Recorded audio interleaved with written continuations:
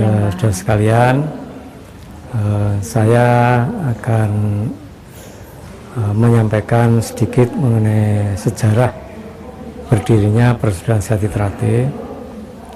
Persaudaraan Sehati Trate ini berdiri pada tahun 1922, di mana pendiri Sehati Trate ini adalah Bapak Ki Hajar Hardjo Utomo. Siapa beliau ini? Bapak Ki Hajar Hardjo Utomo ini juga merupakan salah satu murid kinasih dari Ki Ngabei Surodiwiryo, di mana Ki Ngabei Surodiwiryo ini adalah merupakan pencipta pencak silat aliran Setia-hati. Jadi aliran pencak silat Setia-hati ini pada mulanya adalah merupakan ciptaan dari beliau Ki Ngabei Surodiwiryo, yang kebetulan juga beliau ini berdomisili sampai terakhir beliau almarhum di Madiun, yaitu di Desa Winongo, Madiun. Nah, karena beliau ini merupakan pegawai pemerintah penjajah waktu itu, sehingga beliau tidak bisa bergerak bebas, karena ya harap maklum bahwa situasi kondisi bangsa masih dalam kondisi penjajahan, sehingga setiap gerak daripada orang-orang Indonesia selalu dimonitor oleh kaum penjajah. Oleh karena itulah maka murid-murid beliau ini kemudian minta izin kepada beliau, lalu mendirikan latihan-latihan pencak silat atau bela diri pencak silat ini kepada generasi muda. Karena kalau Ki Ngabei Surodiwiryo ini hanya menerima murid itu hanya terbatas, dan boleh dikatakan yang boleh mengikuti itu hanya kaum bangsawan, jadi mantri polisi ke atas. Nah, kemudian salah satu murid beliau, Ki Hajar Hardjo Utomo ini pada tahun 1922 minta izin pada beliau untuk mendirikan latihan pencak silat yang kemudian diberi nama Esja PSC. PSC ini kepanjangannya adalah Pencak Sport Club, kemudian diganti nama menjadi Pemuda Sport Club, kemudian diganti nama lagi ya karena untuk mengelabui penjajah. Ya diganti lagi menjadi Setia-hati Muda dan sebagainya. Akhirnya beliau, karena watak beliau ini yang sangat getol sekali mengadakan perlawanan kepada kaum penjajah, maka beliau ini sampai ditahan, keluar masuk tahanan. Kemudian setelah itu pada tahun 42 ketika zaman penjajahan Jepang, beliau mengumpulkan para Kadang Esa Trate ini. Di situ ada salah satu Kadang Esa Trate mengusulkan agar nama Esa PSC ini atau Esa Muda waktu itu diganti menjadi Esa Trate. Jadi kata Trate ini baru muncul tahun 42. Kemudian waktu itu masih belum menjadi organisasi yang seperti sekarang, belum, tapi masih bersifat peguron. Kemudian pada tahun 48 beliau menderita sakit, tidak bisa berjalan. Beliau mengumpulkan Kadang-kadang Esa Trate di rumah beliau di Desa Pilangbango. Disitulah disepakati beliau menyerahkan ilmu Sehati Trate ini kepada Kadang-kadang Esa Trate untuk dikelola bersama-sama menjadi satu organisasi, satu perkumpulan. Maka sejak tahun 48 menjadi organisasi persaudaraan dengan nama Sehati Trate. Kemudian dalam perkembangan berikutnya akhirnya beliau menunjuk Ketua Umum Pusat yang pertama, Bapak Sutomo Mangkujoyo. Kemudian barulah tahun 52 itu dibuat semacam anggaran dasar, anggaran rumah tangga untuk patokan dalam melaksanakan perkumpulan atau organisasi ini.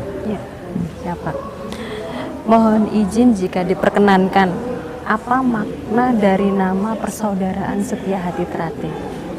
Jadi awalnya nama itu adalah tahun 42 menjadi Setiahati atau Esa Terate.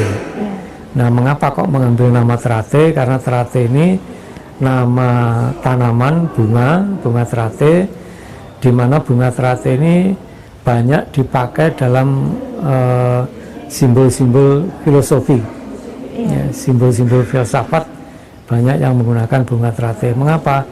Karena bunga terate ini merupakan bunga atau tanaman yang bisa hidup di segala lapisan, bisa di air, bisa di lumpur, di darat, bahkan bisa digantung di udara pun bisa.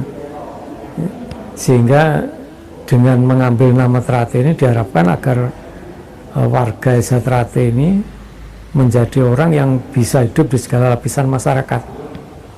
Kemudian persaudaraan itu awalnya adalah merupakan watak atau sifat daripada perkumpulan. Jadi sifat organisasinya persaudaraan, sehingga namanya organisasi persaudaraan dengan nama Setiahati Terate. Itu awalnya seperti itu. Namun dalam perjalanan waktu akhirnya persaudaraan ini sekarang menjadi nama, sehingga menjadi Persaudaraan Setiahati Terate. Jadi itu merupakan perjalanan sejarah. Jadi mengambil filosofi tumbuhan teratai atau bunga teratai sendiri. Tapi kenapa harus teratai bukan teratai kayak gitu, Pak?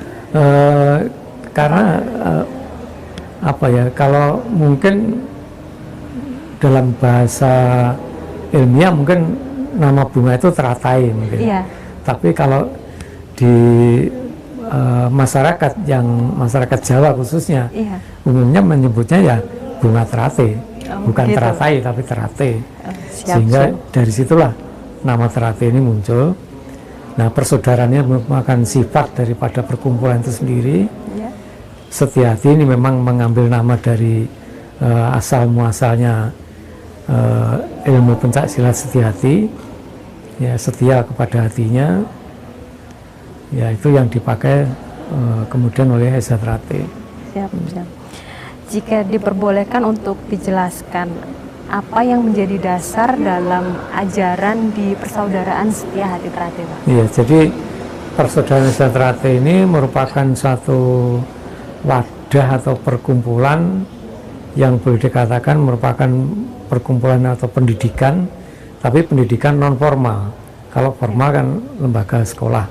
Nah, ini Esa Terate ini merupakan lembaga pendidikan non formal. Artinya kita mendidik generasi muda bangsa Indonesia khususnya agar memiliki karakter sebagai bangsa Indonesia yang utuh, memiliki jati diri, memiliki rasa nasionalisme yang kuat. Ini yang diharapkan muncul dari generasi muda Esa Terate, sehingga nantinya bangsa Indonesia ini tidak kehilangan jati dirinya. Ini harapannya. Saya banyak mendengar bahwa ikatan persaudaraan dan kebersamaan di antara anggota persaudaraan Setiahati Terate ini sangat kuat. Nah, kalau boleh tahu apa yang membuat ikatan di antara anggota persaudaraan Setiahati ini terkenal kuat seperti itu, Pak? Iya. Jadi kita di Esa Terate ini kita sudah sepakat kita ingin bangun persaudaraan, membangun paseduluran. Nah, persaudaraan yang dibangun di Esa Terate ini adalah persaudaraan yang tumbuh dari hati ke hati, persaudaraan yang tulus, persaudaraan yang ikhlas, persaudaraan yang tidak membedakan latar belakang kehidupan kita masing-masing, apakah itu suku, agama, ras, golongan, pangkat, derajat, kekayaan, tidak. Jadi ketika kita masuk di Esa Terate, semuanya adalah sama-sama sebagai saudara. Yang ada adalah saudara tua, saudara muda. Disebut saudara tua karena mereka mungkin lebih dulu masuk di Esa Terate, menjadi anggota Esa Terate lebih dulu. Sedangkan yang muda-muda karena datangnya belakangan, maka disebut saudara muda. Nah, kewajiban kita di dalam persaudaraan ini adalah saling sayang menyayangi, saling hormat menghormati, dan sama-sama saling bertanggung jawab. Itu yang dikembangkan di Esa Terate. Ada berapa tingkatan dalam persaudaraan Setiahati Terate ini, Pak? Dan mungkin juga bisa dijelaskan berapa lama waktu tempuh di setiap tingkatannya? Iya. Jadi Desa Trate ini pendidikan Desa Trate ini ada 5 dasar. Yang pertama adalah persaudaraan, kemudian yang kedua adalah olahraga, yang ketiga itu kesenian, yang keempat adalah bela diri, yang kelima adalah pendidikan kerohanian. Jadi 5 dasar itu yang mendasari pendidikan yang ada di Desa Trate. Nah, pendidikan Desa Trate ini melalui tahapan-tahapan. Jadi kalau orang yang belum masuk menjadi anggota Desa Trate, kemudian dia ingin masuk menjadi anggota Desa Trate, maka dia mendaftarkan terlebih dahulu dengan ada tata aturan yang sudah ditetapkan. Kemudian kalau sudah diterima, maka dia masuk menjadi siswa. Nah, siswa ini ada 4 tingkatan. Ada tingkat yang pertama dinamakan tingkat polos. Tingkat polos menggunakan sabuk warnanya hitam. Kemudian kalau itu nanti dia berlatih sesuai dengan mekanisme yang ada dan sesuai dengan kurikulum, dia selesai dites. Kemudian kalau dia lulus, maka dia akan naik ke tingkat yang kedua. Tingkat berikutnya yaitu tingkat jambon. Sabuknya merah muda. Ya, warna jambon. Kemudian di situ dididik. Kemudian pada saatnya nanti dia lulus tes, maka naik lagi ke tingkat hijau. Sabuknya warna hijau seperti yang ada itu dipakai. Ya, kemudian kalau itu hijau nanti lolos, naik lagi, maka tingkat yang keempat adalah tingkat putih. Sabuknya putih kecil. Jadi sabuk kecil, yang kecil. Oh, jadi ada yang kecil, ada yang besar. Ya. Sabuk yang kecil putih, itu tingkat putih, tingkatan siswa yang terakhir. Nah, tingkatan siswa dari polos sampai dengan tingkat putih ini sesuai dengan kurikulum itu harus ditempuh dalam waktu 2 tahun. 2 tahun. Jadi tiap tingkatan itu waktunya tidak sama. Kalau tingkat pertama 4 bulan, tingkat kedua nanti 6 bulan, tingkat berikutnya 8 bulan, kemudian 8 bulan lagi. Nah, itu setelah di tingkat putih selesai, maka dia akan mengikuti pendaftaran tes terakhir. Kalau dia lolos, maka dia akan diwisuda. Kalau Desa Trate istilahnya disahkan menjadi warga atau anggota tetap. Nah, pengesahan ini hanya dilakukan pada bulan Suro atau bulan Muharram. Nah, kalau sudah disahkan, maka mereka menjadi warga tingkat 1. Ya, warga tingkat 1 istilahnya.